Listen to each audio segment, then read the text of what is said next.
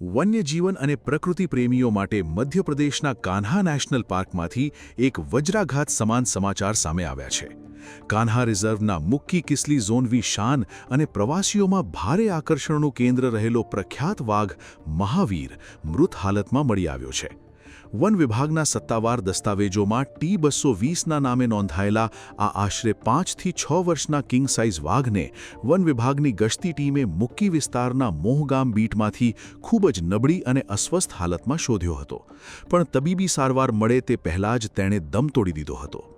ભગવાન મહાવીરના મંદિર પાસે પોતાનો વિસ્તાર ધરાવતા આ વાઘનું નામ સ્થાનિકોએ વહાલથી મહાવીર આપ્યું હતું. પણ ચોંકાવનારો આંકડો એ છે કે આ ઘટના સાથે ચાલુ વર્ષે મધ્યપ્રદેશમાં વાઘોના મૃત્યુનો આંક વધીને 34 પર પહોંચી ગયો છે, જેમાં સૌથી વધુ 8 વાઘોના મોત એકલા કાન્હા નેશનલ પાર્કમાં જ નોંધાયા છે, જે વન્યજીવોના સંરક્ષણ અને સુરક્ષા સામે મોટા સવાલો ઊભા કરે છે. ઘટનાની ગંભીરતાને જોતા નેશનલ ટાઇગર કન્ઝર્વેશન ઓથોરિટીના પ્રોટોકોલ હેઠળ વન વિભાગના ઉચ્ચ અધિકારીઓ, વાઇલ્ડ લાઇફ ડોક્ટર્સ અને સ્પેશિયલ ડોગ સ્ક્વોડની ટીમ તાત્કાલિક ઘટના સ્થળે દોડી ગઈ હતી. પ્રાથમિક તપાસ અને પોસ્ટમોર્ટમ રિપોર્ટ અનુસાર વાઘ મહાવીરના શરીર પર ઈજાના નિશાન અને ફેફસામાં ગંભીર ઇન્ફેક્શન હોવાનું સામે આવ્યું છે. જો કે વાઘના નખ, દાંત અને મૂંછના વાળ સુરક્ષિત હોવાથી શિકાર કે કોઈ મોટા ષડયંત્રની આશંકાને સદંતર નકારી કાઢવામાં આવી છે.